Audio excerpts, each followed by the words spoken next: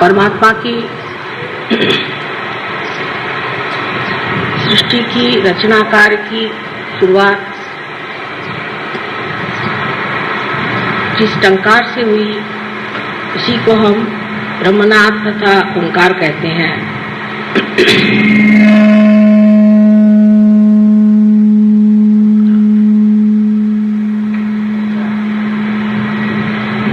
इस टंकार से जो नाद विश्व में फैला वो नाद पवित्रता का था।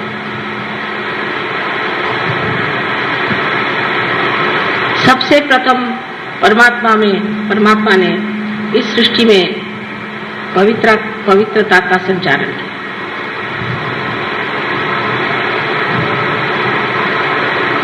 सर्व वातावरण को पवित्र कर दिया। पहले उन्होंने पुनीत किया, जो चैतन्य स्वरूप आज भी आप लोगों को जाना जाता है, आप जान सकते हैं, उसे महसूस कर सकते हैं, उसकी प्रचीति आपको मिल सकती है। वही ओंकार आज चैतन्य स्वरूप आपको भी पवित्र कर रहा है। श्री गणेश की पूजा हर पूजा में हम लोग करते हैं और आज तो उन्हीं की पूजा का बड़ा भाई ने आप लोगों ने आयोजन किया है। लेकिन जब हम किसी चीज की पूजा करते हैं तो उनमें बहुत सारी विविध स्वरूप की मांगे होती हैं। कुछ लोग होते हैं कामार्थी होते हैं, कुछ लोग पैसा मांगते हैं, कुछ लोग कहते हैं हमारा कार्य ठीक से हो जाए, कुछ कहते हैं कि हमारी दुनिया में बड़ी शोहरत हो जाए, बहुत हमें फेम मिल जाए, सब दूर हमें बड़ा मान मिले। कोई कहता है कि हमारी नौकरी अच्छे से चली तो अच्छा है, कोई कहता हमारा बिजनेस चलना चाहिए, कोई कहता हमारे मकान बनने चाहिए। ये सब कामार्थी बातें। और इसी तरह से मनुष्य की मांगे होते होते वो गणेश की पूजन करता है। यहाँ पर जो सिद्धि विनायक है उसकी भी जागृति मैंने बहुत साल पहले की थी। उससे सब लोग उसे सिद्धि विनायक के पास जाकर के हमें ये चीज दे दो, हमें वो चीज दे दो मांगते हैं। लेकिन ये सिद्धि विनायक ये चीज देने वाला नहीं है, ये वस्तु देने वाला नहीं है। उसके लिए तो बहुत से दुनिया में चमत्कार करने वाले बैठे हैं जो आपको हीरे दे देंगे, पन्ने दे देंगे और आपका सर्वस्व छीन लेंगे। ओंकार स्वयं निराकार, उसका कोई आकार ही नहीं। सो सर्वप्रथम जो श्री गणेश का स्वरूप था वो निराकार। आज हम उनकी साकार में पूजा करते हैं, लेकिन सहयोगियों को जानना चाहिए कि हमारे जीवन का अंतिम लक्ष्य क्या है, हम क्या चाहते हैं, उसकी पूर्ति हमने की है। Have we fulfilled our destiny?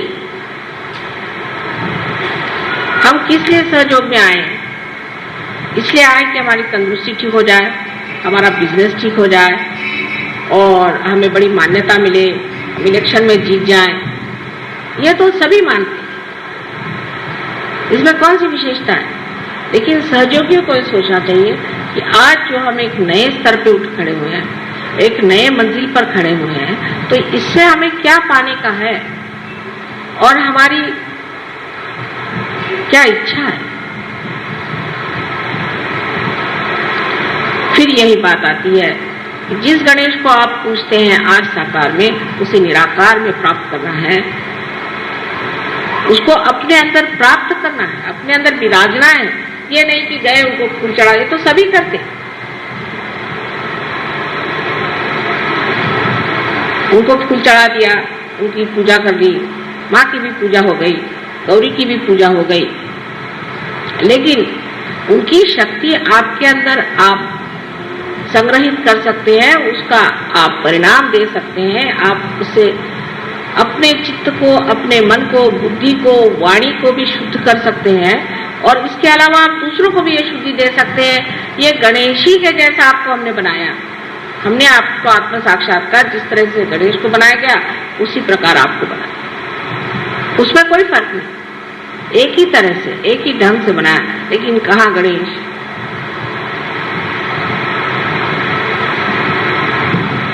जब आप गणेश की पूजा करते हैं तो आपको ये सोचना चाहिए कि हमें निराकार की ओर उठना है, निराकार से एकाकारिता लें। हम तो साकारी के पीछे में दौड़ते हैं। अभी एक साथ कोई बोरीवली के सहयोगी पूना में आकर के मुझे कहने लगे कि मेरी तो वो भी कृष्ण पूजा भी गई क्योंकि मैं पूना नहीं आ सका, और ये भी पूजा गई। मैंने कहा ये क्यों गई? पहले मैं असल में मैं वहां से गणपति लेकर के आता हूँ अपने भाई के यहाँ, और हमारे 3 दिन का उत्सव होता तो गणपति लेके मैं यहाँ आया और वहां की तो पूजा मेरी मिस हो गई। मैंने अभी तक अज्ञान वहीं के वहां बैठा हुआ, यहाँ की पूजा मिस करके आप गणपति यहाँ से 10-15 रुपए का खरीद करके ले गए।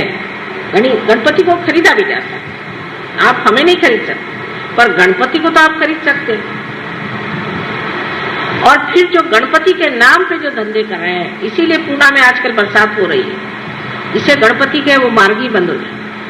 और तब तक बरसात होनी चाहिए जब तक गणपति विसर्जित नहीं होता। विसर्जन करने की जरूरत नहीं होनी चाहिए, वही भीग भाग के विसर्जित हो जाएंगे। वहां के गणपति के मैंने जो किस्से सुने, मैं तो एकदम अवाक रह गई कि श्री गणपति को बिठाया है और उनके सामने शराब पीते हैं, वहां बैठ के शराब पीते हैं, गंदे गंदे गाने गाते हैं, उसके आगे गंदे गंदे नृत्य करते हैं, और सब गंदी तरह की औरतें वहां जमी रहती हैं और सब तरह के धंधे करते हैं। ये गणपति की विटंबना होती है। अब एक ये मार्ग लोकमान्य तिलक ने बताया था कि इसको गणपति को सामाजिक बना दीजिए, और सामाजिकता में जो है आपके सामने एक चीज ऐसी रहेगी जिसके सामने आप बड़े बड़े ऐसे संगीत के या व्याख्यान मालाओं के इस तरह के आप कार्यक्रम बनाएं जिससे लोगों में एक तरह की जागरण हो जाए। ये तो अच्छे भले लोगों को खराबी के रास्ते पर ले जाने की पूरी व्यवस्था ऐसे गणपतियों ने की है, और जितना बड़ा गणपति उतना ही वहां पाप ज्यादा। और ऐसे गणपति के सामने पाप करने से वो क्यों छोड़ेगा? वो इन लोगों को छोड़ने वाला नहीं। अब जब तक हम बैठे हैं ठीक है, लेकिन बाद में वो ठिकाना नहीं होने वाला, क्योंकि वो जानते हैं कहाँ कहाँ काम करना है और कहाँ मेहनत करनी है। और मुझे यही डर लगता है कि होने क्या वाला है। पुण्यपट्टनम जिसे कहते हैं, ऐसे पुणे शहर में एक तो वैसे एक राक्षस बैठा हुआ है और भी बहुत सारे वहां इकट्ठे हो गए। उसके अलावा ये जो गणपति के नाम पर अनाचार शुरू कर दिया है, इसे क्या कहा जाए? क्योंकि परमात्मा से इनका संबंध नहीं। गणपति की पूजा करना है ना, अच्छा गणपति जी बैठ जाइए, आप तो बैठे हुए, हमने आपको खरीद के लाया, तो आप तो हमारे हाथ में, आप गणपति को बिठा दीजिए, उनके सामने जो भी करिए वो करेगा, क्या तो मिट्टी है, अब तो खरीद के लाए बाजार से, और फिर हमारे हाथ में जब चाहे विसर्जित कर दे। इस मनुष्य के अहंकार ने उसे इतने नीचे तक उतार दिया है कि वो भगवान के नाम पर हर तरह की बुराइयां करता है। ऐसे तो आप देख ही रहे हैं कि हर मंदिर में आप जाइए तो वहां पर देवियों के मंदिरों में भूत नचाते हैं, बिल्कुल बेशर्म जैसे, उनको कुछ मालूम नहीं कि क्या आफत आ सकती है। आज हम बहुत धर्म करके घूम रहे हैं, लेकिन धर्म का जो हाल है उधर तो किसी को ध्यान ही नहीं। अब धर्म को आप राजकारण में लाने से फायदा क्या, जब धर्म ही नहीं धर्म रहा। हर एक धर्म में है, एक धर्म में बात हो तो आदमी बात करे कि ये खराब है कि वो खराब है। हर धर्म इस तरह से चल पड़ा है। सो गणपति को जब आप लोग पूछते हैं तो आपको पता होना चाहिए आप सहयोगी हैं, आप योगी जन। ऋषि और बड़े बड़े महान लोगों को भी जो मिला नहीं, वो आपको आज साधारण सर्वतौर पे मिला है। सबको मिला है, रास्ते पर लिया, सब कुछ पा लिया। लेकिन जब हम कोई बात कहते हैं तो आप लोग अपने तरफ कभी नहीं देखते, आप सोचते हैं ये मैं किसी और को कह रही हूं। ये नहीं सोचते कि हम भी उसी में से हैं, कि हमारी दृष्टि कहाँ है। हम क्या सोचते हैं, माता जी देखिए, ये देखिए मैं एक घर ले रहा हूँ, इसको आप आशीर्वाद दीजिए। अरे भाई तुम हो तो आशीर्वादित होना ही हुआ। अच्छा नहीं माता जी, तो देखिए मेरी चाबी जो है मोटर की, उसको आप आशीर्वाद दे दीजिए। तो चाबी लिए खड़े, मैं तो ऐसा आशीर्वाद दूंगी कि गाड़ी चलेगी भी।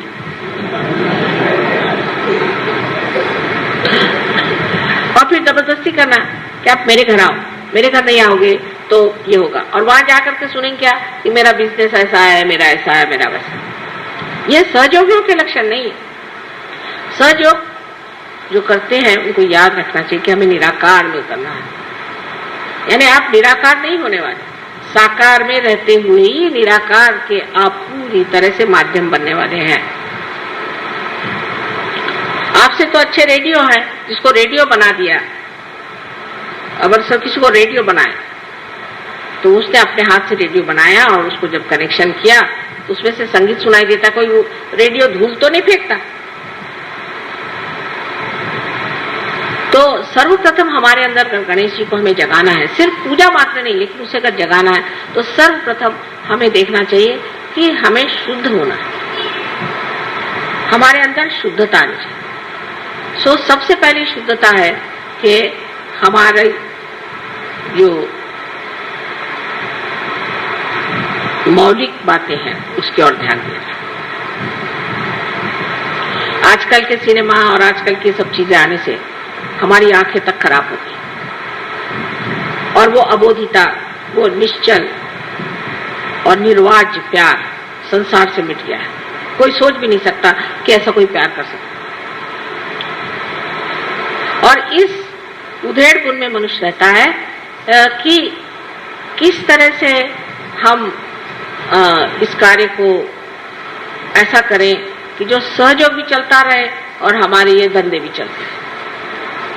जैसे कल एक देवी जी आके मुझे कहने लगी कि मेरे पति एक दूसरी औरत के पीछे पागल है।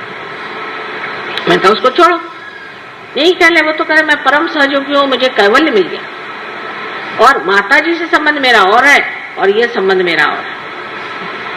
मगर के ऊपर चढ़ के आप नाव में नहीं उतर सकते। और जो लोग इस तरह के कामों में और इस चीज में अभी भी उलझ रहे हैं, उनको उचित है कि वो सहयोग छोड़ के और हमें रिहाई दें और अपने से छुट्टी पाए। क्योंकि उनका जो होना है वो तो होगा ही, लेकिन सहयोग बेकार में बदनाम होगा। अभी भी अगर चित्त इस तरह से उलझता है तो समझ लेना चाहिए कि जिसे कहते हैं कि बिल्कुल ही बुनियादी चीज, बेसिक्स आपने नहीं पाए हैं गणेश जी के। बेसिक्स जरा महाराष्ट्र में ये चीज कुछ अकल कम है लोगों को। औरतों के पीछे भागना कुछ समझ नहीं आता, ये कुछ अजीब चीज मानी जाती है। यहाँ कुछ बस अपने यहीं कहीं किसी से शादी हो जाए, चलो वही अपनी बीवी हो गई, इस तरह से वो आ जाता है। यहाँ पे औरतों का पागलपन नहीं है। पर मैंने सुना कि साउथ इंडिया में भी बहुत है। एक कोई राजा थे, उनके सुनते हैं कि 12,000 पत्नियां थी। बड़े आश्चर्य की बात। और उनमें से कुछ तो पैदल चलती थी बेचारी, कुछ पालकी में चलती थी, कुछ घोड़े पर, कुछ हाथी पर। फिर उनको ये इच्छा हुई कि एक और औरत करनी चाहिए, तो उन्होंने उस औरत की कोशिश करी। जब उसके लिए कोशिश करी तो वो उसने मना कर दिया कि मुझे नहीं आपके इसमें शामिल होना। तो उन्होंने चढ़ाई कर दी। उस वक्त एक मुसलमान राजा वहां पर था, तुगलक। उसने उस चढ़ाई का मुंह तोड़ जवाब दिया और वो हार गया और उसकी 12,000 औरतें भी भाग गई। उसको एक औरत कठिन गई। हमारे सहयोगियों को भी समझना चाहिए कि हमें किस तरह से अपनी शक्ति को अपने अंदर पूर्णतया जीवित रखना चाहिए और किस तरह से हमें अपनी वर्जिनिटी पर, अपने कौमारी व्यवस्था पर, अपनी गौरी स्थिति पर बहुत गर्व होना चाहिए, क्योंकि यही स्त्री की शक्ति है। अगर यह स्त्री की शक्ति छिन जाती है तो फिर ऐसी स्त्री किसी काम की नहीं रह जाती। और इसीलिए ऐसी स्त्री को कोई पूछता भी नहीं और उसे मानता भी नहीं। हालांकि आजकल आप दुनिया में देखते हैं कि लोग जो है, बहुसंख्य लोग जो है, बहुसंख्य, ये लोग ऐसी औरतों को मानते हैं जो बिल्कुल मशहूर कहना चाहिए गंदगी से लबालब है, जिनमें पवित्रता छुई भी नहीं। सो ये जो बहुसंख्य हैं, ये एक ही मार्ग से जा रहे हैं अपने नर्क की ओर। बहुसंख्य जाएंगे और वहां बहुसंख्यों का जो हाल होने वाला है वो मुझे आज ही दिखाई दे रहा है। बहरहाल आप बहुसंख्य नहीं, आप अल्पसंख्य हैं और आपकी स्थिति और है। इसलिए जान लीजिए कि इस तरह के कामों में उलझना आपको बिल्कुल शोभा नहीं देता। और अभी भी थोड़े थोड़े लोगों में मैं देखती हूँ उनका चित्त इधर उधर बहुत घूमता है। ये तो सबसे प्रथम चीज हमें जाननी चाहिए कि हमारी नैतिकता जो है, कम से कम हमारी नैतिकता ठीक होनी चाहिए। अब दूसरी जो चीज हिंदुस्तानियों में है, खास करके जो परदेश में छूटी है, उनका नैतिकता का बल कम है, लेकिन भौतिकता का बल वहां जबरदस्त है, क्योंकि उनको भौतिक चीजों में कोई दिलचस्पी नहीं, भौतिक चीज उनको कोई मनोरंजक नहीं लगती। पर हिंदुस्तानियों की तो आके हर एक दुकान में जब तक उसका सब एडवर्टीजमेंट पढ़ के वो न हो जाए तब तक उनको चैन नहीं आता। हर पीछे मुड़ मुड़ के पढ़ेंगे हर एडवर्टीजमेंट, यहाँ क्या मिलता है, वहां क्या मिलता है, यहाँ क्या खरीदना, वहां क्या। और जब परदेश में भी ये जाते हैं तो बाजारी की धुन में रहते हैं, बहुत शर्म आती है। और जब यहाँ से भी परदेश में जाते हैं, जो शादी वादी होकर जाते हैं, वो तो इस कदर भौतिक लोग होते हैं कुछ समझ में नहीं आता कि इनकी भौतिकता क्या है। गणपतिपुणे में भी ऐसा दिखाई देता है कि लोग यानी ये कि भाई साहब हमें एक चीज मिली है लेकिन अभी तक हमें ये चीज नहीं मिली तो ये भी दे दीजिए। कितना ओछा, सब पैर की ठोकर पे होना चाहिए। तब आपने कहीं अपनी आंख उस निराकार की ओर उठाई कि जहां सारी भौतिकता ठोकर पे। जब तक ये शान आपके अंदर नहीं आएगी तो आप कहां के सहयोगी हो सकते हैं। तुकाराम को देखिए, ठीक है आप जिस पोजीशन में हैं उसके तरह से रहिए। जैसे राजा जनक थे, राजा थे तो राजा बन के रहते थे, पर सब ठोकरों पे चीजें रखते थे। और जब तक आपके अंदर ये भौतिकता बंधी हुई है तो आपका पहला ही जो चरण है वो मंदिर में ही नहीं आ सकता। श्री गणेश ठीक है, माँ है वो देना चाहती है, क्योंकि इसी तरह से तो मैं जता सकती हूँ कि आपको प्यार करती हूँ, लेकिन इसका मतलब नहीं कि मेरे लिए वो बहुत बड़ी चीज है। बहुत बार शब्दों से नहीं कहा जा सकता। मेरे कटाक्ष को आप समझ नहीं पाते, तब हो सकता है चीजों से ही मैं जाहिर करना चाहती हूँ कि मैं आपके साथ हूँ और आप मेरे साथ हैं, आप मेरे बच्चे हैं। लेकिन इसका मतलब नहीं कि आप पागलों जैसे भौतिकता पे लुटे रहे। और कभी कभी तो इतना कमाल होता है कि किसी को कोई चीज दे भी दो तो कहते साहब ये तो चीज मैं पहनती नहीं हूँ, मुझे ये चीज नहीं चाहिए, मुझे दूसरी चीज वैसी मैं पहनती। धन्य है आप। अरे भाई, शबरी के जिन्होंने झूठे बेर खाए, विदुर के घर जिन्होंने जाके साग खाया, ऐसे सब महान हमारे साथ लोग हैं और आपके सामने भी हैं, आपसे कोई छिपे नहीं। तब फिर इस तरह की बातें करना, ओछापन, छोटी चीज, अगर माँ ने छोटी सी भी चीज दे दी तो वो बहुत ऊंची समझ के सर पे रखना। ये तक अगर आपको नहीं आता है तो आपकी सारी फैशन और आपके सब बेकार।